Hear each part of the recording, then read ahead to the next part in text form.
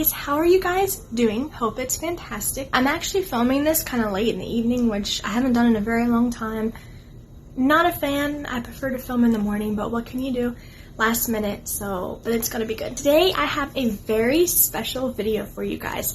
We are doing a cover reveal and an arc review of the same book, which is crazy. So, first of all, let me tell you about Diverged in a Wood. This is an anthology curated by Kylie Beavers, I think her name is, and there are 16 stories from 16 different indie authors, wide variety of genres. There's science fiction, there's fantasy, there's stories about national parks, there's poetry, there's all kinds of stuff. Honestly, there is something for everybody. Even if you're not a fan of all the stories, I guarantee you'll find something that you do like. The book is set to release on September 4th, which is actually National Wildlife Day, which is kind of cool. Okay, so you guys ready for the cover? It's really cool. Here is the cover. And I post this on my blog post for the cover reveal. Are you more of an outdoor person or indoor person? I am indoor, by nature, an indoor person. However, I do like to take walks, and I wish I could be more outdoorsy. It's just not who I am. So before we officially get started into review, first things first, I did sign up for an ARC and I received a free copy from the curator. I was not asked to leave a positive review. These are my own thoughts and opinions. Yeah. And second of all, I know I'm going to butcher a lot of these author names or even some of the titles, so I apologize in advance if I mispronounce your name. I'm sorry. Since there are 16 stories, which is kind of a lot for a review, I'm going to review all 16 individually, mini reviews, like 1 to 2 sentence tops. So it's going to be really short and it's going to move kind of fast. And then at the end, I'm going to share my overall for the whole book. It's going to buzz through fast. Okay, so the first one is If the Lights Go Out by Amelia Cabot. This is a sci-fi story, and I'm not a big sci-fi fan. It's the genre that I don't really lean to most. I mean, it's cool and all that, but like it's just not one of my top favorites, you know. I had a bit of a rough start getting started and trying to figure out like where I was and what was going on, but the story really picked up with the extreme hide and seek game. It was really cool and it really just got the story moving for me. So I gave that one 3 stars. And then next we have another sci-fi story. It's called Into Arcania, I believe, and it's by Elizabeth May Wolfram, I hope I said that right. I'm so sorry if I got it wrong. This had an interesting plot. I think my favorite part was when father and daughter, they go out into the woods and there's like this, they call it a giant campfire tree. In my mind, it's just gigantic, massive tree that's just cozy and like just, I don't know, it put me in mind of just, I haven't been camping, so bear with me. But it put me in mind of just like sitting around a big toasty campfire and just sleeping outside the stars and like night sounds like crickets and owls. It put me in that frame of mind and it was really cozy. That was my favorite part of the story and I gave that one 3 stars. The In-Between by J.H. Lear, L-E-H-E-R. Again, I'm so sorry if I butcher these names. I was hooked from the start. It had a very intriguing plot and I was like, okay, let's see what happens with this. It's not sci-fi. It's kind of, I almost want to say like a mild dystopian / survival. And I only say dystopian because like the corrupt government thing going on. That's the only reason. But that's very mild in the story. The ending did seem a bit rushed to me as it was like closing everything up. It felt kind of rushed. But other than that, I did enjoy the story. Then we have our first poem, At the Edge of the Forest by Lori Angelino. This is, like I said, our first poem. Not a big poetry fan, but this was so pretty. I really did enjoy this one. 4 stars. Then we have The Less Traveled Road. Guys, I'm so sorry. Rosemary Whitnell. This was a really good story. This was one of those about the national park. And I think they went to Yellowstone, I believe. Beautiful, beautiful descriptions, great scenery. I felt like I was there. Perfect message about letting God lead, being compassionate for other people. I like stories of big families, so this was really good.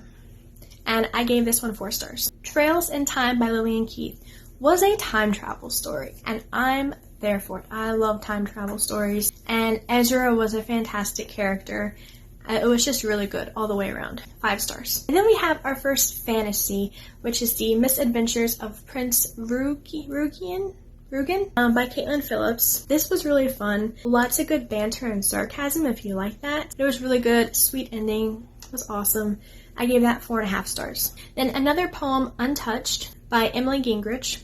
And this was just really lovely. It was pretty and I just really enjoyed it. I gave that one 5 stars. The next one is called A New Arcadia, which kind of sounds like the other one, by Noah Muggeridge, I think. I did like the message of overcoming fear and being able to find peace and contentment in nature. I liked that. I felt like the story had an overall rushed or hurried feeling. It was kind of choppy in bits, and I know I would have enjoyed it much more if it just had a slower pace. Good message, it's just I didn't care for the pacing. So I gave that 2.75 stars. Wandering Leaves by Caitlin Boatman. And I keep looking at the computer for each story, so that's why. This was adorable. Very kind of scary, honestly. There's this creature out in the woods, called a Volt, I think. And it's kind of like a wolf, I'm assuming. There's this adorable little, nettle, I think. It's super cute. It's like a little baby animal. It was adorable. So it was very precious, kind of creepy in bits, but I really did enjoy it. It was good. So I gave that one 4.5 stars. This was another poem, Path of a Fox by Lori Ann Nelson. And what I got out of it, it's just getting away from the city life and all that and just immersing yourself in nature. And that was really good. And I gave that 3.5 stars. What My Sister Saw by Olivia Godfrey. This was super sweet and wholesome. I love the message of other people seeing value in you that you can't see. I did give it 4 stars. I had trouble placing the setting. Sometimes it felt like it was a contemporary story, and other times it felt like it was early 1900s, back then. And then Born Raging by Abigail K. Harris. This was another fantasy with kingdom, kings, queens, and everything. I really did enjoy the banter in this. It was funny. I actually made a highlight of one of the lines. It was really cute. It was a good story. I did have trouble keeping up the fast pace though. I gave it 3 stars. Or most done, guys. Okay, and then next up is Autumn Music by Katya H. Labonte, I believe. And the autumn aesthetic was on point. I've had a lot of that I've really enjoyed. This one, if I'm going to pick a favorite, it's got to be this one. The aesthetic was amazing. The message was thoughtful and very inspiring about, well, I don't want to spoil it for you. And I went to live in that cabin that she's staying in. Oh my goodness, it was so great. There were so many bookish references of classics and everything. I loved it. I gave this 5 stars. All right, and then lastly, we have Untrodden by Laurel Luman, I think. Luman? Again, I'm sorry. And this one had a very deep and thoughtful message. I gave it 5 stars. 16 stories, a wide variety of genres, a crazy range. Like I mentioned in the cover reveal, there's honestly something for everybody.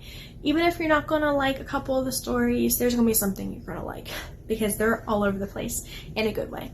So overall, I'm rating Diverged and It Would 4 stars. Every story perfectly captured that essence of taking lesser traveled path, forging ahead, overcoming fear and being brave, and just, taking that chance and, going for it and just letting God lead. One of the stories actually hit on the path being the one that God wanted instead of following what everyone else wanted, or something like that. And it was that's exactly the message. So this was a great collection, and I'm so glad I got the opportunity to read it. I highly recommend this for young readers or readers of middle grade. Every story was clean and or Christian, no language, no smut, nothing that I feel would be a hindrance for readers. Even when it came to peril or violence, I can't really come to mind anything of concern or that would be considered content warnings, so it was just a really good, clean, enjoyable read. And it's great for summer. Honestly, this would make a really fun fall read. All the writers did a fantastic job, and editor, cover designer, everyone involved with this project did a fantastic job, and I really enjoyed it. Special thanks to Kylie for letting me read a copy. I appreciate that. Thank you. If you are interested in checking this out, I do have the Goodreads link below. It is not available on Amazon currently right now, but you can add it to Goodreads and follow along with updates and everything. Also, I do have Kylie's newsletter to where I believe you'll be sent updates about how the book's going if you do want to stay on top of that. That will conclude the review and the cover reveal. It's very fun. So next week, the 16th is Friday. I'm not going to have a video because I'm actually going to be out of town. Very fun, excited. But I do plan on doing a vacation video when we get back the following week. So I'm excited for that. I hope you enjoyed the review and maybe got a book rec out of it. Let me know, have you read this yet? Are you planning to read it? And once again, are you an indoor, outdoor person? Which one do you preferably lean to? Or are you a mix of the two? So I'm going to go ahead and close up. Thank you so much for watching, and until next time, happy reading!